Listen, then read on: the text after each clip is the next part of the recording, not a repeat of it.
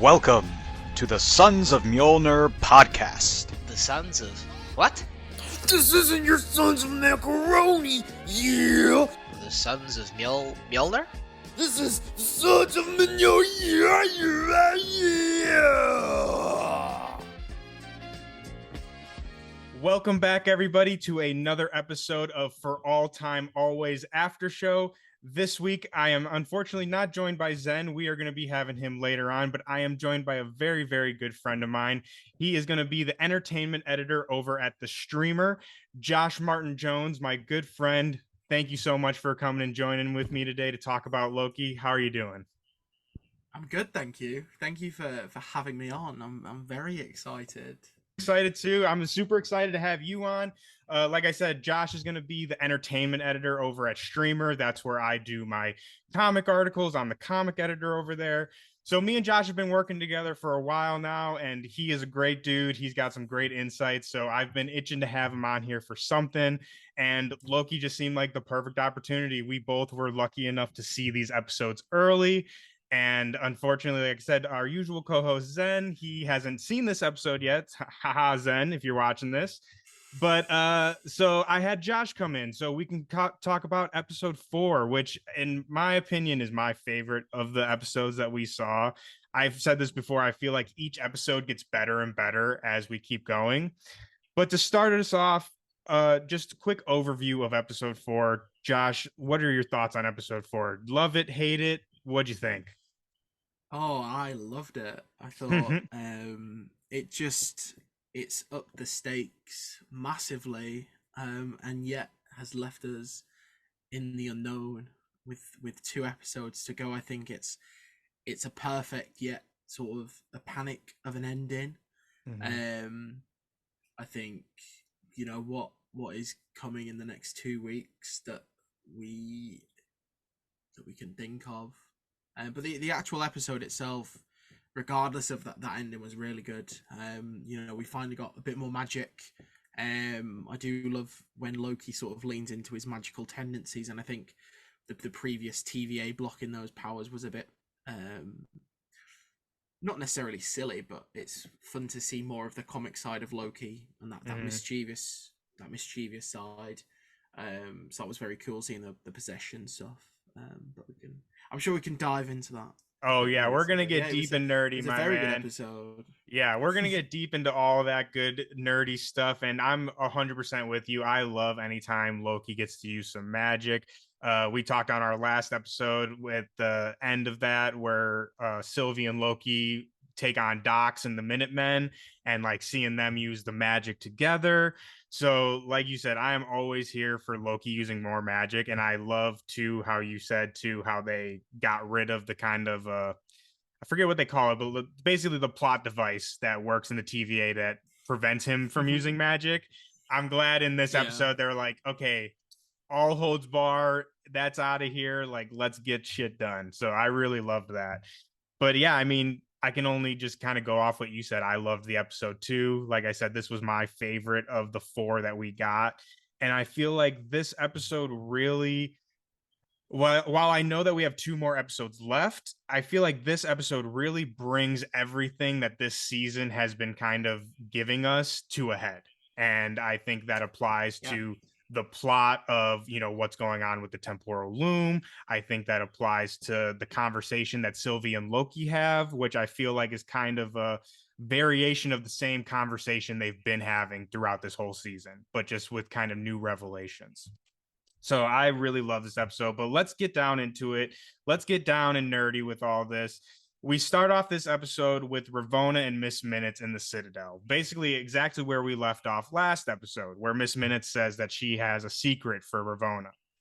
So we learn that secret, which I want to get your thoughts on, Josh. We learned that secret was that not only was Ravonna with He Who Remains during the creation of the TVA and the multiversal war, but she was actually like a general, and she commanded the armies in the multiversal war, which I thought was absolutely insane. Like if for those out there who read the comics and are aware of the kind of comic backstory with Ravonna and Kang, we always knew that she was going to be playing a bigger role. We've talked about this on other episodes. They're like cosmic lovers, like they're just like they're soulmates, if you would. So, but to learn, like I said, that she actually commanded the armies of the multiverse of war, I thought that was crazy. What did you think about that, Josh? Ravonna's revelation. Oh, I quite like Ravonna's revelation. Yeah, no, it was. I knew there was. I knew there was something more to a character, but to have her actually have interacted with He Who Remains, I feel like it was. I can't remember if it was teased in season 1, but it was sort of just assumed that there was more than meets the eye with her relationship with He Who Remains / Kang, whatever you want to, however you want to refer to him in his many variants. Yeah. So it was very cool to see, especially because of how cool the ending of episode 3 was as well, where she just arrives in the Citadel and his decaying body is just lying there. Dude, that was when I saw that, I was like, oh. Like you said, I love this moment, and I think it's also great because it pays off the kind of setup that we got in episode 1 when we hear the recording of the conversation. We actually get to see that conversation play out in like a little temp pad, recreation. So I love that. I love getting more of Ravonna and like kind of her role in all of this. And I think it sparks a very interesting question for me as well, and something that we talked about on our last episode for episode 3. If Ravonna was there during the multiversal war, that makes me believe that she was also there for the Council of Kangs. So if we remember from season 1, He Who Remains gives us that whole like little history, like, oh yeah, one variant met another variant, and then we all got cool together. Blah blah blah.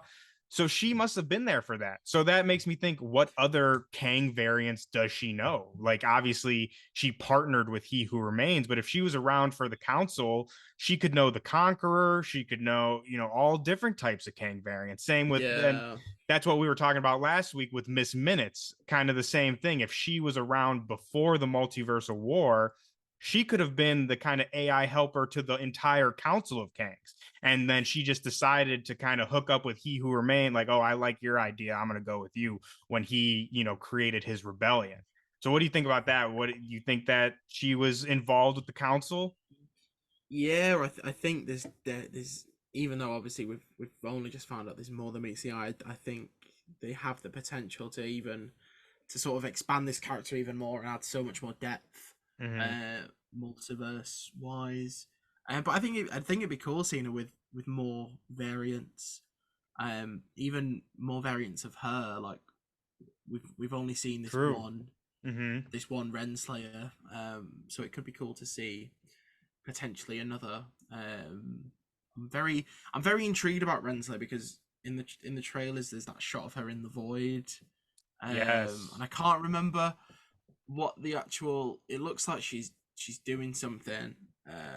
I don't know if it's what there's I'm gonna have to go back and look, but it's like a green storm or something like that, and I don't know if it's her trying to get out or. Well, it could be Goliath from season 1, the kind of smoke monster that lives in the void, which, if I remember correctly, they didn't destroy Goliath. They just kind of got like we obviously the kind of famous moment of the glorious purpose, but I don't know if that killed him. So he could still be chilling in there for sure. You never know. Miss Minutes could sort of find her way in there as well and deal with it. I mean, I'm sure Miss Minutes can find her way there, right? She's everywhere. Yeah, well, I wouldn't be surprised. I would say, I guess we'll see, because like you said, there are still. That's something that I think this show did a very good job of in their promo, is like what they showed in the trailers and what they didn't. Because after seeing all 4 episodes and then seeing some of the trailers, I was very surprised with how much in the trailers I didn't recognize. I was like, wow, there's still a lot more. Like in these last 2 episodes, we're going to get a lot of shit. Like there's we see Loki's time slipping again, which we'll get into a little bit how that's possible. But like you said, there's that shot of Ravonna in the void. There's another shot of Casey in a prison, like kind of like getting out of a prison, which since we're talking about it really quickly, I want to shout out Britt, another one of our coworkers over at the streamer. She had a really great theory that I haven't seen anywhere else, and I don't really know much of the backstory of this, but she was saying how maybe that shot, like Casey could be one of the escaped prisoners from Alcatraz, like something along those lines, which again, I don't know the story of the Alcatraz or like prisoners escaping, but supposedly there was prisoners that escaped and one of them went missing. So, and the theory is that Casey could be that prisoner, which I really thought was super interesting and really cool. So, like I said, I just want to shout that out really quick. I thought that was really great. Yeah, they did it with BD Cooper, so I mean, it could be something else. They sort of like a little sneaky nod. Yeah, and I loved the DB Cooper thing. Yeah, I love it. Like I said, I loved the DB Cooper thing in the first season, so I would love if they brought something similar back as kind of like a urban legend that can be explained by the TVA. I think that stuff's super cool. That leads us, so this is where we're going to get deep and nerdy, Josh. We're going down the rabbit hole, baby. But this is where Victor enters the TVA, all right? And when he enters the TVA, he gets to meet OB, Ouroboros. And he is like absolutely starstruck. I honestly, I wish I could watch the episode again just so I could replay the moment where he realizes it's Ouroboros and he gives he steps back. Like the way Jonathan Majors did that line was super good. But yeah, he's like, oh my God, Ouroboros, like you wrote the TVA guidebook, which we saw in last episode, Ravonna gave him as a child. But this leads, which I want to get your thoughts on this first, Josh, before I go super crazy nerd brain with it. But so he starts talking to Ouroboros, and we find out that, we learned in episode 1, Ouroboros wrote the TVA guidebook. And then when they meet each other, we learn that Ouroboros actually based his research off of Victor Timely. He says like, oh, I based off this 19th century genius inventor Victor Timely, and they're like, what the hell? And Ouroboros even shouts out himself. He says it's like a snake eating his own tail, and basically comes into the question of who created the TVA guidebook. So before I get, like I said, crazy nerd brain with this, Josh, I want to get your thoughts on this. How is this in your mind? Like when you saw this scene, how did you rationalize this? Like, what are your thoughts on like how did the TVA guidebook come to be? It's so weird. I know when obviously once Rennslayer and Miss Minutes gave Timely the book, it created a branch timeline. So I'm hoping in the actual, I don't see. This is how so complicated and timeline the show is. There's nothing that we know yet that from the sacred timeline that Victor Timely did end up writing the TVA guidebook. However, it's in this branch where he was. I don't know. It's so hey, dude, trust me, dude. I understand completely. Like I was literally sitting here for like a half hour, just like visualizing this in my head. Like, okay, but if this is sacred timeline and this is a branch time, like it's so confusing. It's like the chicken and the egg, which came first. Yeah. We'll never know. Exactly. But I thought the actual scene itself was very fun. Especially their two interactions. But God, when timelines and all that stuff comes into play, it's really hard to pinpoint who actually wrote it first. I'd like to think that there is a sort of sacred timeline, Timely, but I really don't know how it fully works. Well, let's see if we can kind of decipher this a little bit. Again, like I said, we're going down the rabbit hole, and I think I have an explanation that can make this make sense. But I could just be absolutely insane as well. So we're gonna talk through this together, right? Like you just said, it's super confusing, and I think even just talking about it makes it make more sense even to me. So let's go through this together. Let's start off Ouroboros, right? He created the TVA Guidebook. We learned that in episode 1. And another thing I want to point out that I think is important to remember is something that you just kind of mentioned, the difference between the sacred timeline and the branch timelines, right? So the sacred timeline, I think this is a point that some people kind of forget. It's not just like, oh, we just decided this is the best timeline. The whole reason for the sacred timeline was to prevent more Kang variants from popping up. So, like you just said, if they never gave Timely the TVA book, he would have stayed on the sacred timeline and never have become Victor Timely, like the Kang variant, right? He would have just been and I think Sylvie even points this out, saying like he would have just been a regular ass dude, but you had to weaponize him, right? So, like I said, I think we need to keep that in mind as far as how the sacred timeline works and like why it is sacred in the first place. So, how I would explain this, and again, this goes really deep and nerdy. So, try and stay for those out there listening and watching. Try and stay with me. I'll try to make this as concise as I can, but we have to start with Ouroboros. That's kind of the secret, I think, to this whole thing. And we've talked about this on the show. Other people have talked about this plenty of times. And the kind of question of what does Ouroboros know, or what is his importance, right? I think all of us can agree that he seems more important than just your average TVA employee. So what an Ouroboros actually is. So an Ouroboros is not just a comic. So there's a comic book character named Ouroboros who is a TVA judge, but an Ouroboros is actually a symbol, an ancient symbol that's in a lot of, different cultures throughout history. And what an Ouroboros is it's a symbol of a snake swallowing its own tail.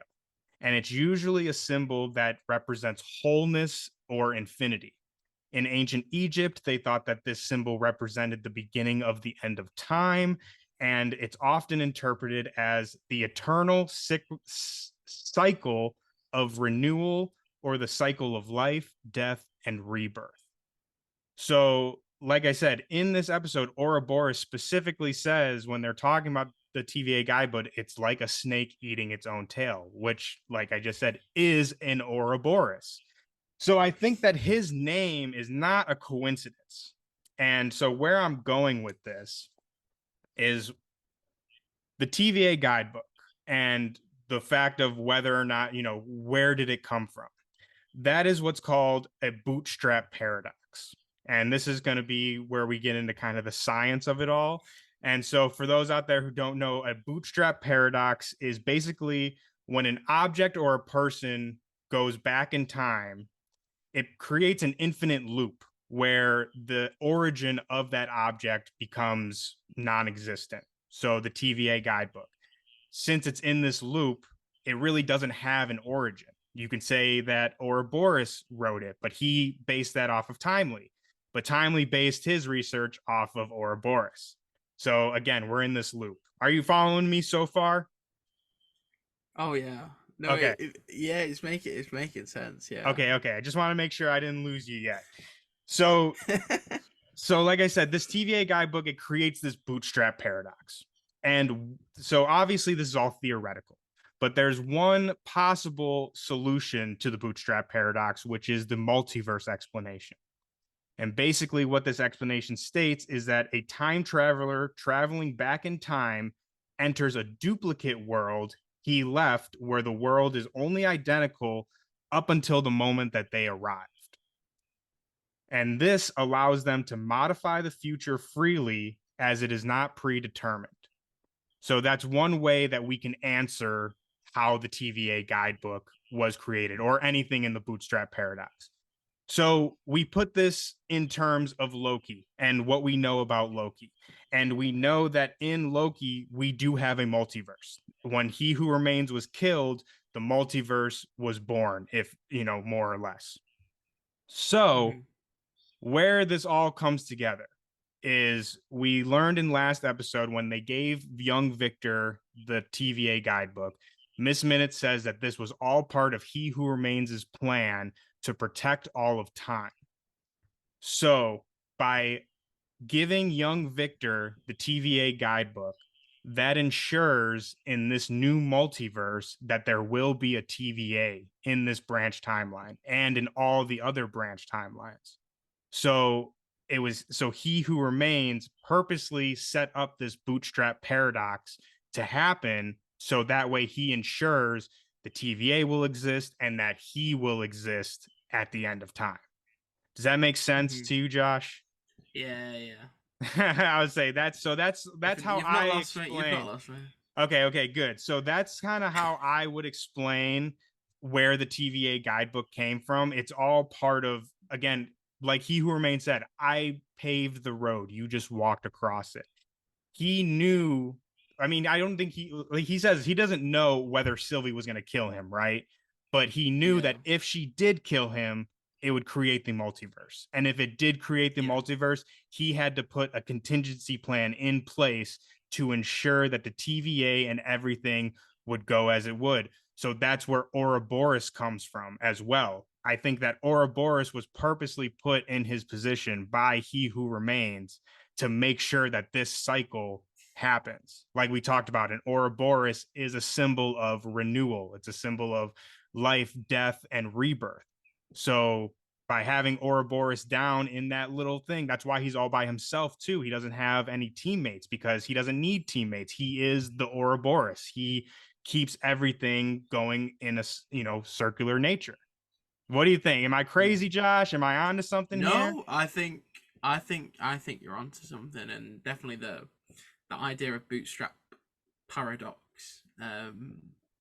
Yeah, I said, like it's super nerdy, and like this is like actual like physics and time travel theory that we're dipping into here. So it's like, super confusing stuff, but I think it applies to what is going on in the TVA, and I think that could be a possible solution to this whole kind of paradox that we're seeing. And I think this all relates back to Loki's time slipping, and with the loom overloading, that's all happening because of this cycle of renewal and rebirth.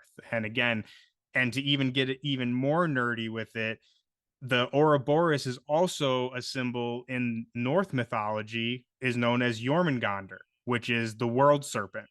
And if we talked about this last episode, the show at the end of the day is called Loki. So you could say that Ouroboros is acting as the Jömungandr or the world serpent, with the the temporal loom being the world tree that connects everything together. Do you get me? Do you follow me, Josh? Yep. Oh, I'm all ears. Yeah, so that's my, like I said, deep and nerdy kind of explanation of Ouroboros, and I think that's kind of his role in all of this. And I think when I say like he's Jömungandr, the world serpent, I don't mean like he's actually a snake. Like that's not what I mean. I mean more so like you never know. I mean, yeah, he could be, which would be awesome, by the way. But I more so mean like as like serving the purpose of Jömungandr, like the symbolism. Again, we're talking, this is Loki's show at the end of the day. Like it's not called the TVA. It's not called Adventures with Mobius. Like I think they're using these kind of Norse mythology things to, like I said, link these kind of big time travel ideas back to Loki. There is blown out the water, yeah. Dude, really like that. I've been working on that for a while. I'm just glad that it made sense to you, because like I've gone through this in my head, but it's like I'm sure you know how this goes. Like something can make sense to you, but you don't know if it'll make sense to somebody else. So I'm just glad that you were able to follow me, and hopefully all you guys watching and listening to this were able to follow me as well. From a science fiction perspective, it makes so much sense for the actual idea of physics and that theory to actually be put in place in the story. So I think there is some legitimacy to if we will see things turn out that way. And we do know too, I mean, obviously, we joke around, I'm the Marvel shill and whatnot, but I would say that obviously not everything is like true scientific fact. I think that Marvel usually does a good job of using real world kind of science and stuff to loosely explain their what they're doing in their movies and shows.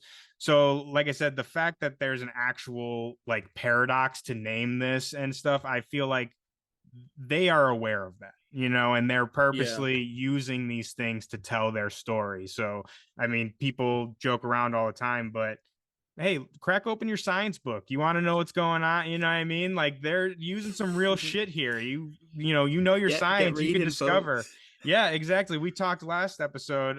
If anyone is curious to go check that out, we talked all about entropy and how that affects the temporal loom and how that is causing Loki's time slipping.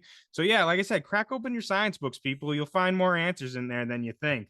And something else I wanted to bring up just really quickly, we're talking about the real world science. The bootstrap paradox, this was made famous from a book called By His Bootstraps, written by Robert A. Heinlein. I think I'm saying that right. But in that book, a time traveler gives a notebook to his younger self, which his younger self then uses to affect his future, and then thus creating a bootstrap paradox, which I don't know, sound a little familiar maybe with the TVA guidebook. So like I said, I urge you all, look up some of this stuff. It'll be very enlightening. But I could go on. It's all connected. It's all connected, Josh. It's all connected. But I could talk for hours about Ouroboros and bootstrap paradoxes, but we got to move on, unfortunately. I want to talk about Loki and Syvlie. We get another great conversation between them in this episode, and we kind of talked a little bit about this before we started recording. I feel like it kind of pays off and extends the conversation that they've been having throughout this series. Like the conversation that started in episode 2, we see it a little bit more in episode 3 when Syvlie decides not to kill Victor Timely. And I feel like this all kind of comes to a head in the conversation that Syvlie and Loki have in the TVA, in which basically Syvlie is questioning, can the TVA be turned into something good? Or is it better, in her words, to just burn it all down and start over? And Loki, again, kind of going back to their other conversations, Loki is arguing against that, saying that, basically the timeline is broken. There's nothing we can do about that now. So it's up to us to protect the people that are in these new branches.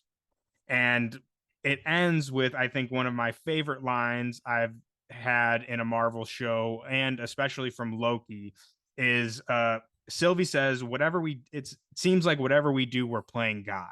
And Loki leaves it with, we are gods, and walks out of the room cold as fuck. Dude, my man Hiddleston ate that line up. It was so good. But Josh, what did you think about this conversation and the kind of, I guess, philosophical meaning behind it? We've talked about before about a lot of this season being about the choice of free will and the kind of consequences that came from Sylvie's decision in season 1. So what did you think about this?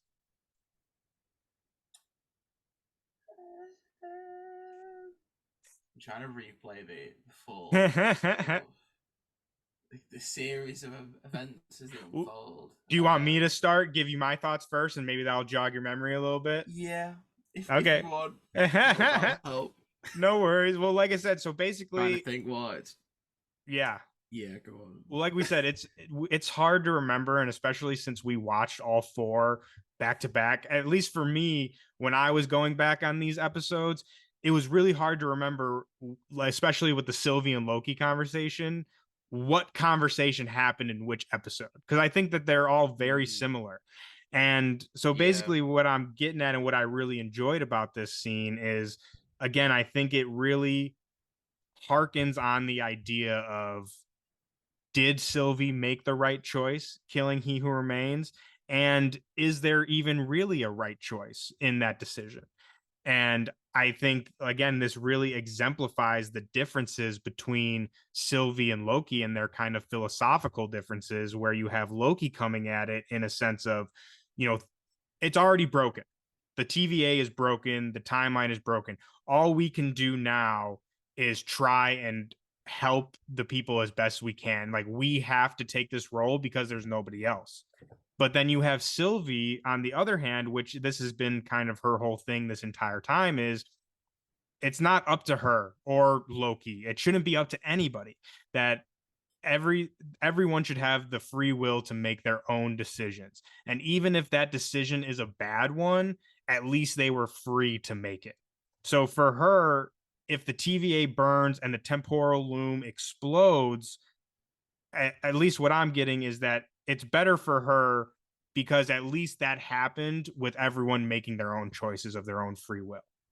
And for Loki, what he's saying is that, yeah, we would be controlling everything, but it's for the greater good. But I think that just kind of gets into, again, there's not really a right or wrong answer to this. It's more of a ethical question. And I think that if you're coming at it from Loki's perspective, I think that's a little bit more in line with He Who Remains. I think Loki and He Who Remains would agree very much on what to do in this situation. And I think that's where Sylvie kind of has the strongest point in saying, you know, if we do this, then we are just like him and we're no different from him. So what do you think about that, Josh? Again, the kind of differences between Loki and Sylvie. I think despite obviously they are the same person. I get kind of, yes. Always been far more deliberate with her decisions, and you know, we saw with the timely stuff that she almost did jump to conclusions, and she was very trigger happy at first, sort of going in for the kill. But even going back to when we first meet Sylvie, she's very she knows what she wants to do with her. I'd call it free will. But it's interesting that you said that obviously Loki and He Who Remain are very similar in the decisions that they would make. So that clash between them was always inevitable. I'm really trying hard to remember. But yeah, I did appreciate how philosophical it did get at times, especially later in the episode when things do go a bit sour, as you mentioned with the temporal loom doing what it does. We don't have the full details because we don't know the aftermath, what is actually happening in that moment. But yeah, I think the scenes, both the dialogue and the performances of Sophia Di Martino and Hiddleston have been exceptional. I think their best scene was in episode 3 that we have seen so far, of their sort of long discussion post reunion. That was just a perfect reintroduction after that brief elevator scene that we got the full context for in this week's episode. But yeah, it's a credit to the pair of them. I think they're both superb actors. So yeah, that's my 100%. So went off on a tangent. Ignoring the actual question itself, but no, please go off a tangent. And I want to talk. You brought it up, so I really do want to talk about it, though. Like you said, Sophie DiMartino and Tom Hiddleston together, I think, is such a great pairing. And not only, we've talked about this before, but I mean, the whole cast is just so good. And I think they all have such great chemistry together, whether you're talking Loki and Mobius, Loki and Sylvie. I mean, even like B-15 and Mobius, like they have a real great dynamic together. But I think that, like you were saying, it's a real credit to both the actors' performance and the writing of their characters. At least for me, I'm a real big fan of the dynamic that the writers have set up between Sylvie and Loki. And like you said, like they're the same person, but not the same person. And we've talked about this before. I know some people, shout out Adam over at Agents of Fandom. We just had a funny discussion about this topic, but some people aren't a fan of the kind of romantic relationship of Loki and Sylvie. But I personally really love that because to me, it just kind of symbolizes idea of self-love. And by Loki loving Sylvie, he's also loving himself, which we know for Loki is a hard thing to do. So, like I said, I just think they've written their dynamic very well, and especially the scenes that we get of them this season, of them just talking to each other, and again, kind of discussing this ethical, philosophical difference between them. I love that. I would take 20 more scenes of just that. I could have a whole episode of them just like a what is it, Vision versus White Vision style like conversation between them. Like I would take a whole episode of that. But let's get to the real meat and potatoes of the episode, what you just kind of alluded to a little bit. And let's talk about the Loki pruning himself and kind of the payoff from episode 1. So in episode 1, when Loki's time slipping, he's going, you know, past, present, future. He's in the future of the TVA and he gets pruned by a mysterious person that the audience is left to ponder. We find out this episode that it was Loki himself that pruned himself. So, Josh, before we get kind of deep and nerdy with this, I just want your thoughts. What were your thoughts of that reveal? Were you expecting that? Was that like, holy shit? As soon, obviously, when I watched the episodes the first time round, one thing I've noticed on social media is people have figured out that it was Loki that pruned himself. I saw that too, and I was very clear. surprised. I was like, damn, people are sharp, man. Maybe if they're looking from sort of split second to second, but we can blame it on the quality of the screeners. But when things started to piece together, that you sort of get this full picture that this is taking place during those scenes in the first episode, I was very like, I was the meme from Once Upon a Time in Hollywood. I'm like the yeah. To go full circle was really clever, because I was very confused at the first time I watched episode 1, when you see obviously he gets pruned and then he flies out the temporal loom. It was all very timey-wimey confusing, but yeah, to get that sort of payoff was great. And it's really stumbled me for what to expect next. Like, is with the temporal loom sort of gone. yeah. Whatever's happened to it, because it's exploded. We could get like a sort of a Groundhog Day sort of episode. True. Where everyone's in this loop and they've got to get out of it. So we see everyone in their own little timelines and they've got to fight their way out. That'd be cool. Mm-hmm. Yeah, just the audacity to end the episode on such a cliffhanger. I will say, Marvel is known. Mo did a tweet saying, obviously, episode 4 of Marvel shows are sometimes have the biggest cliffhangers, the biggest reveals. Moon Knight, we had the two of them together in the hospital setting. I think Falcon and the Winter Soldier ended with John Walker bashing that dude, that guy. And and Loki season 1 had the Void. I would say the Void.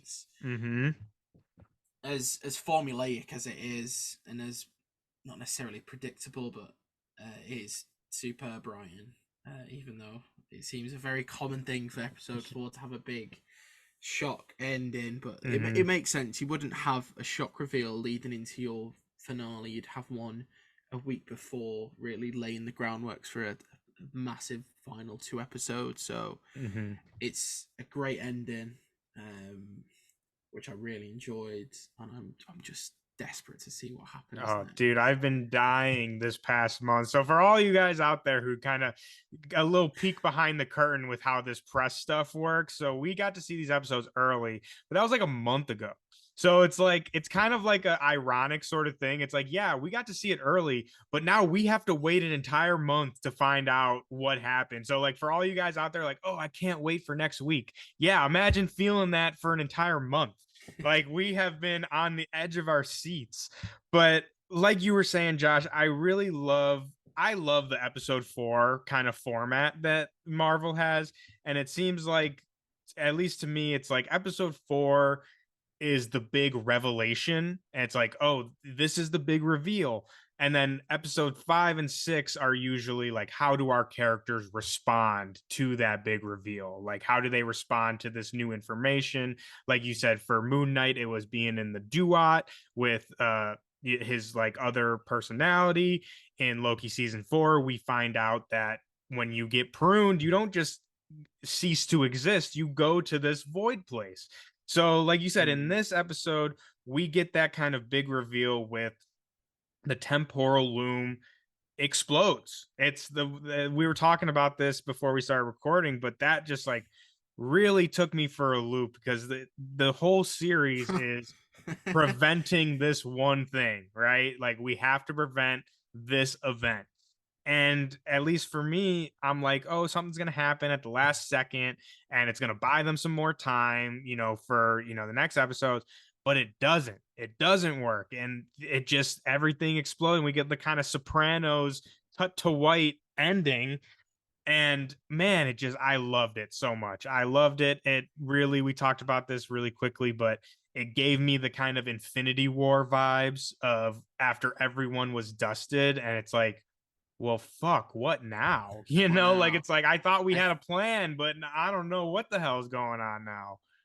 Especially given Victor Timely is seemingly gone as well. Which is another thing we got to talk about. Yes. I think that was the first sort of shock element of the episode, and then you've got that minutes later.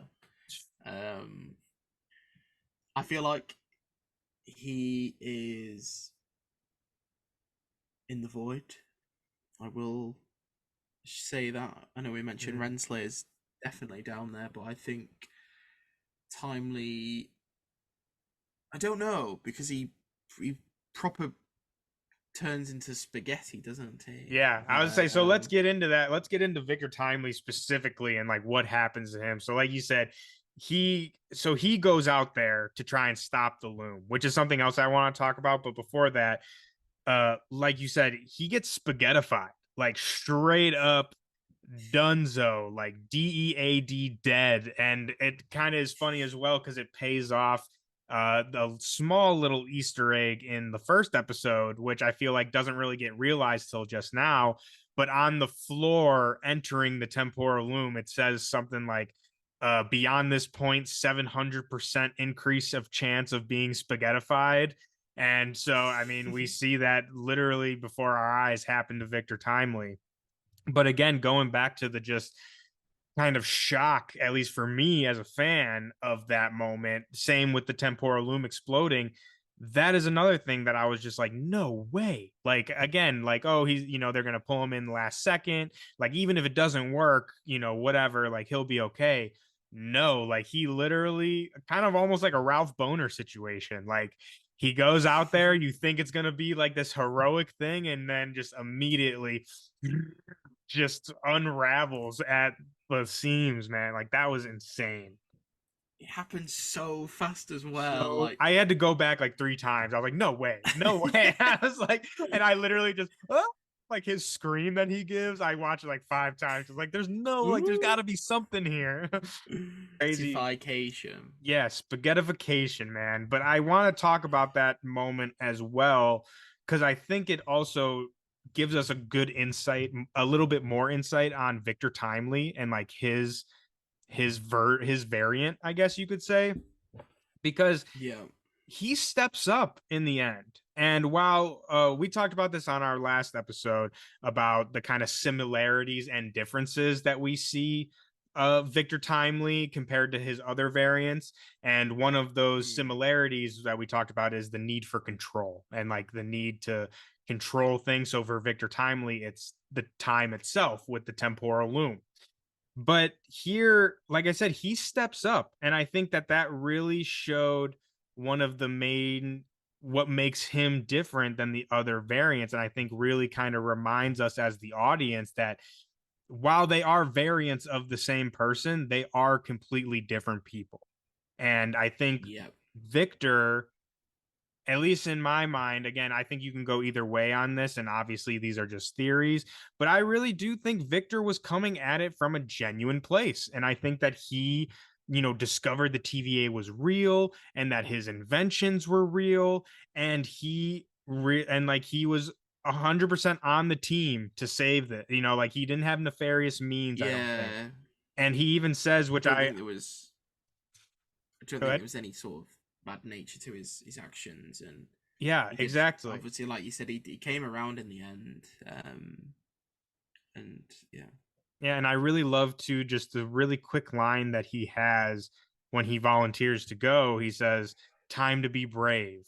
And I don't know, I just love that. Like think that on top of the way that he delivered the line to Sylvie when he was like, "That's not me, like I make my own choice." I don't know, man. I feel for Timely. Like I know like he's a Kang variant and you cannot trust a Kang. I don't care what multiverse they come from, never trust a Kang. But dude, I feel for Timely, man. I feel for him. He feels like a genuine dude.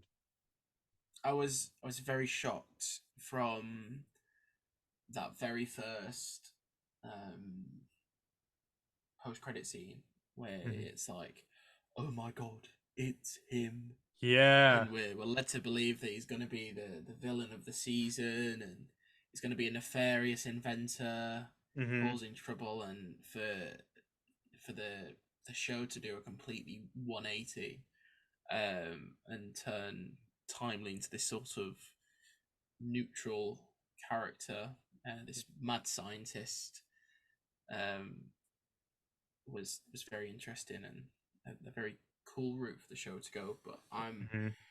curious if we see Majors anymore this season. Like I said, I don't know how spaghettified he was. Hmm.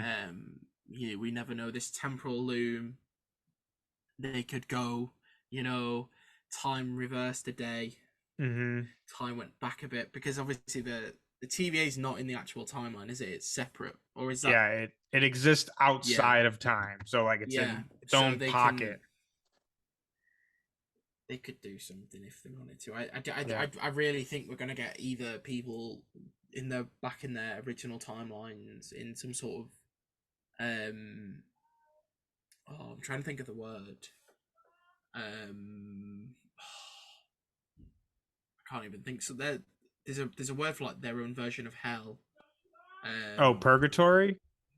Purgatory. Yeah, that's Hmm. give me one. I do think obviously we don't know the aftermath. We could get, like I said, that the Groundhog Day sort of thing. I'd really love to see some sort of timeline purgatory for Hmm. everyone. It's pulled straight out of Doctor Who, where everyone's in their own hell. But in I this case, like it's the that. original timelines, and stuff could be out of place, or we finally get to see Mobius on his jet skis, but Oh, there's more at play. please. And I then need to see the that man on a Void. jet ski. I think it's going to be a very interesting episode 5. But I'm really, I feel right now the MCU has been criticized for its lack of cohesive vision. But Hmm. I really think, excuse me, the finale for the show will sort of give us hope, um, give us an idea of where it is actually going, Hmm. especially with Kang, um, and everything going on. So yeah. Yeah, I 100% agree. And I'm like, I think that would be awesome. Like, I really love that thought that you have about like the purgatory and like after the temporal loom explodes, it kind of sends them all to their own timelines almost. I think that would be super cool. And like you were saying, I would love to see a kind of Groundhog Day episode, like I don't know, Loki continuously trying to stop the loom from exploding or something along those lines. I think that would be really cool. But as far as like the loom, I don't know, man. Like you said, there's so many different ways that they could take this.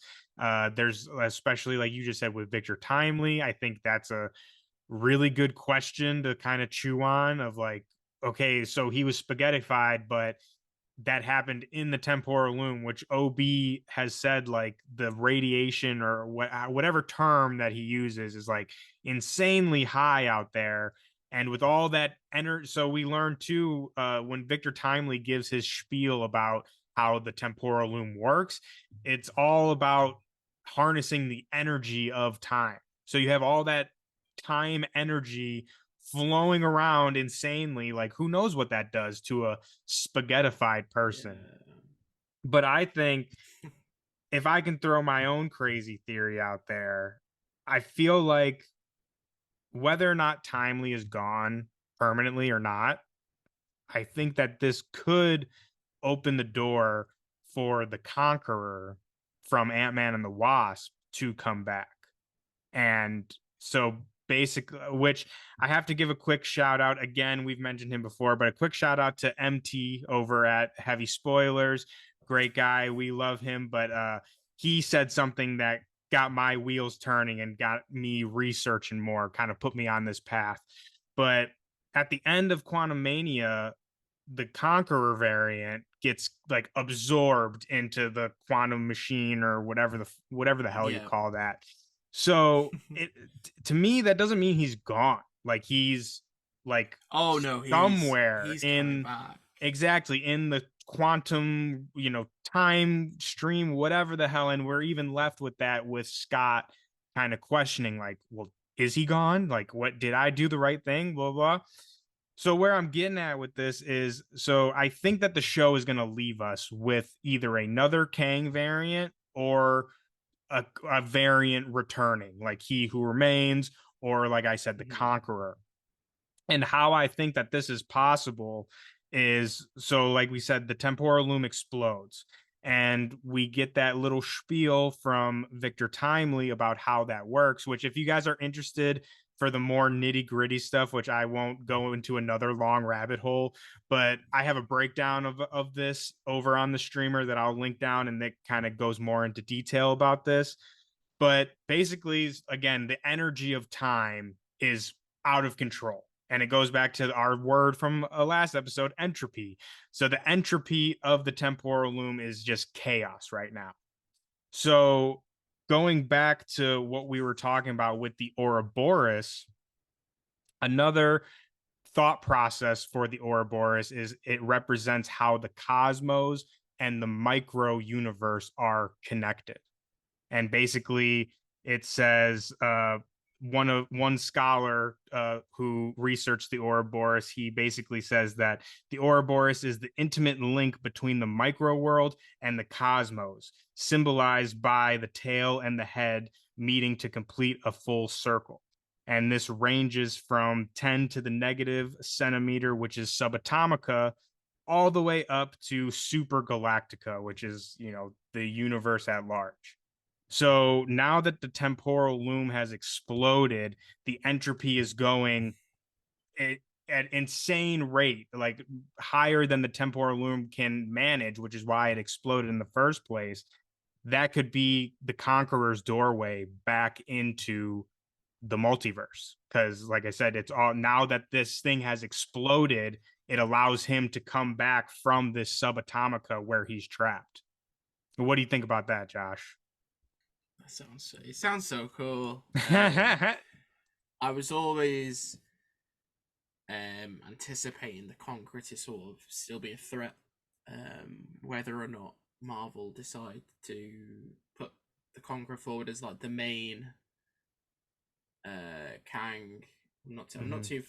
I'm familiar with the character, obviously, and the sort of the history and however they're gonna adapt this character in Kang Dynasty and Secret Wars, whether it will be the Council as the sort of antagonist first that will pave the way for the Conqueror, or whoever they choose best to fit that role. But I never took Quantumania's ending as the Conqueror is gone. And obviously, you have that monologue with Scott at the end. He sort of has that gut feeling too, and it is to sort of leave a nervous feeling in the audience's stomach as they leave the film, and then the post credits sort of confirmed it. But no one is truly ever gone in the Marvel Cinematic Universe. So I think I do think we will have a reveal at the end of the season. If it is another Kang, if it is a returning Kang like you mentioned, that'd be great. And I think it'd get people excited. I don't think see there how might we be couldn't. Yeah, I think there might be. It could even sort of mirror the ending of season 1. You know, we have the statue of the Conqueror. What better to mirror it than having the actual Conqueror showing up in season 2? I think that'd be cool, and it'd get people excited. I think they'd have an idea of the threat is here, because looking forward at the next multiverse title, we can basically confirm it's Deadpool 3, and there's not much between now and Deadpool 3 that isn't that.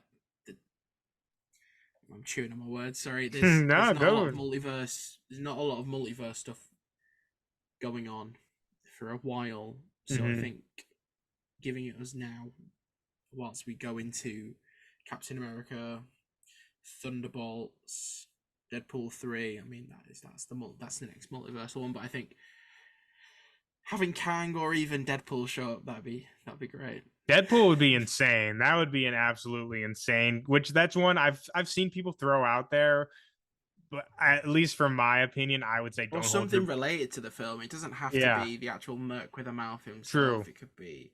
Well, we did get that X-Men. We got that X-Men door, dude. I will die on that hill that was the Cerebro door. A good Easter egg, that. It has to be. So I think that made me believe more of the possibility of like a Deadpool cameo, if you would.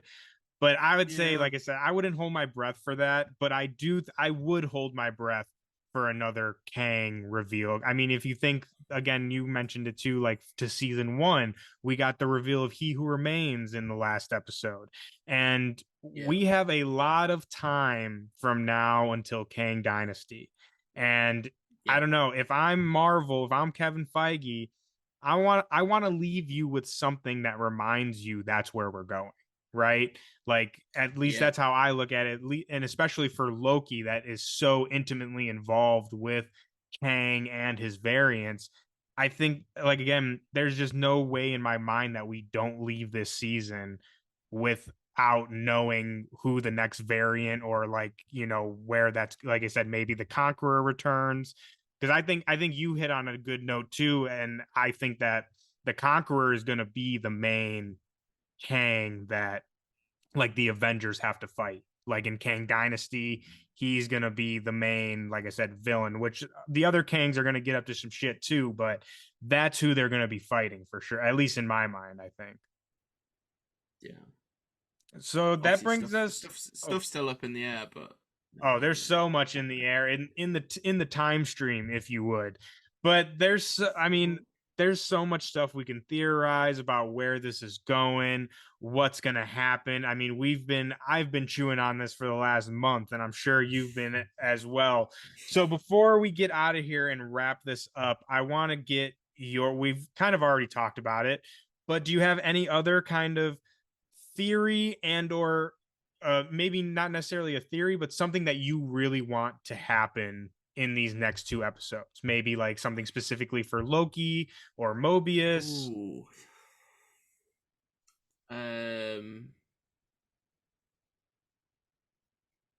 What's the name of is it X5? Brad Wolf? Yeah, I'd like to see him get a happy ending. Sort of see him back in his timeline, maybe. As the Zaniac, doing Zaniac 2? Yeah, I think I really want to see Loki back in the main sort of MCU. I think he's deserved it. I think Tom Hiddleston is I could go on for hours about Tom Hiddleston. Oh, he's amazing. He's so good. And just everything he's done for this character, and sort of bringing him back into the MCU. But I'd love to see some sort of acknowledgement that, you know, this is this character's destiny. He is going to be a hero from moving forward. You know, we have seen that sort of darker side to him this season, which I really appreciated. But ultimately now he's he's fighting on behalf of the timeline. You know, he's fighting to save the future, basically. Now, which is it's great to think that once, you know, what he was doing in New York is behind him, and he's gone through a lot. So yeah, I think it's very exciting. But in terms of hopes for the characters, I've not really got anything on the top of my list. Obviously, Mobius on a jet ski, it would be great to see. Please. I think we will, but I think we will too. Hope. They know we want that. You know what I mean? I feel like the writers' room, and like they know what we want, and it's like I can't, like, they're gonna give it to us. It's just a matter of when and like how satisfying they're gonna give it to us. But I really love that. I think I would love if the series ended with just like Loki, Mobius, B-15 all at like the premiere for Zaniac 2, and it just like the series ends on just a really happy note of them at the premiere.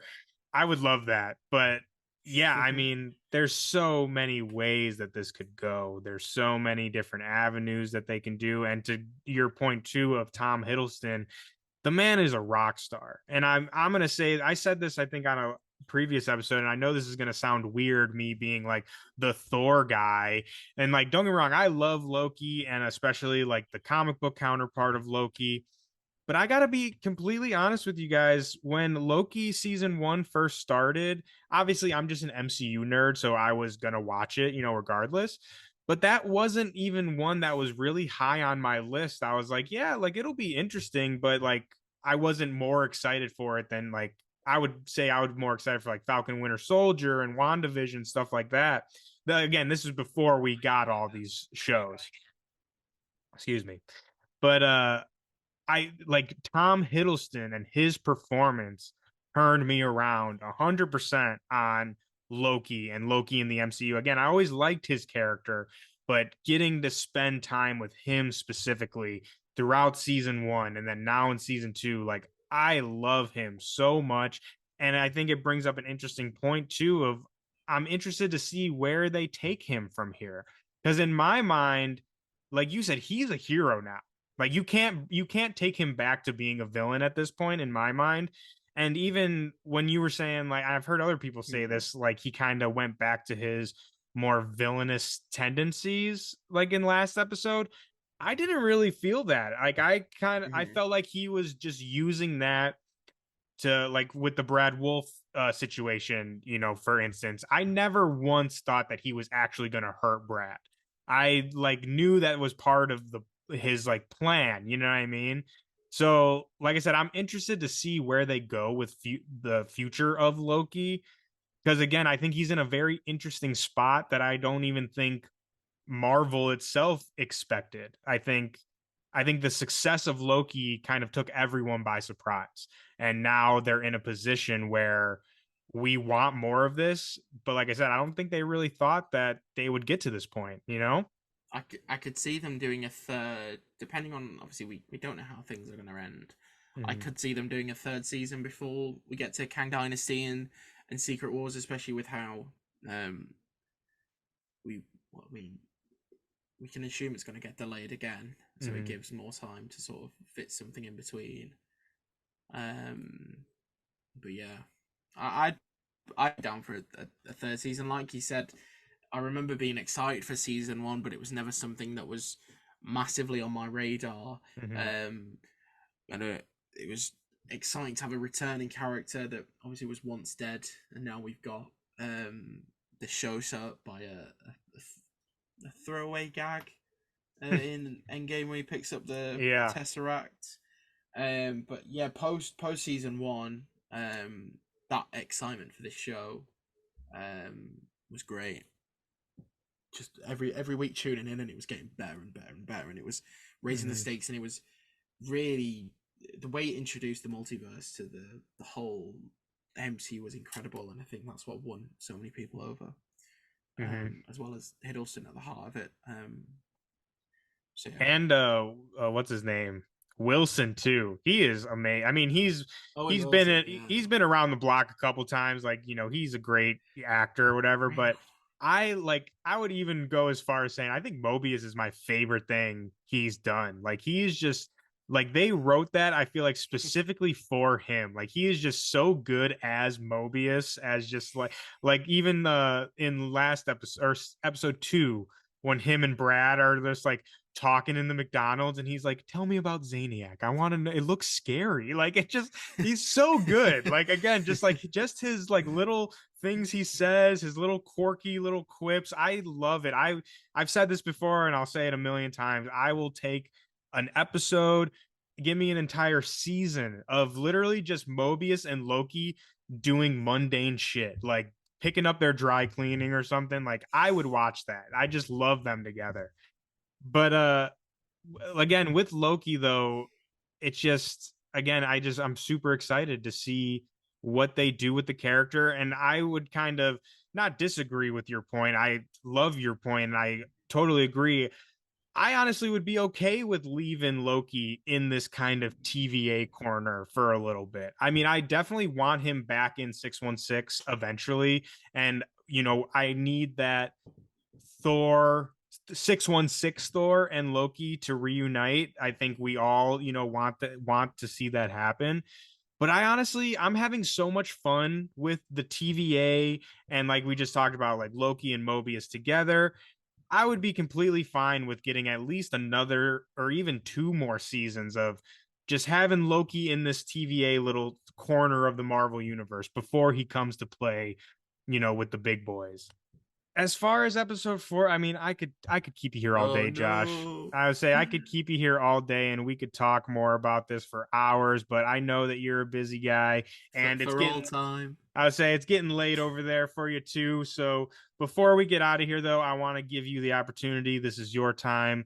Plug yourself, tell the people where they can find you. Obviously Streamer is going to be the main place, but your socials and all that. Yeah. You can find me over on X/Twitter, Josh M_Jones. You can find, obviously, like you said, all my ramblings for the streamer at thestreamer.com. I occasionally write for the Diz Insider as well, so go check them out. But yeah, Letterboxd is josh.mj, and I think that about covers it. Awesome. And I'll be putting all those links in the description under this video. So please, everyone listening and watching out there, go check my man's out. He is awesome. He is a great friend of mine. He is like the coolest, nicest guy ever.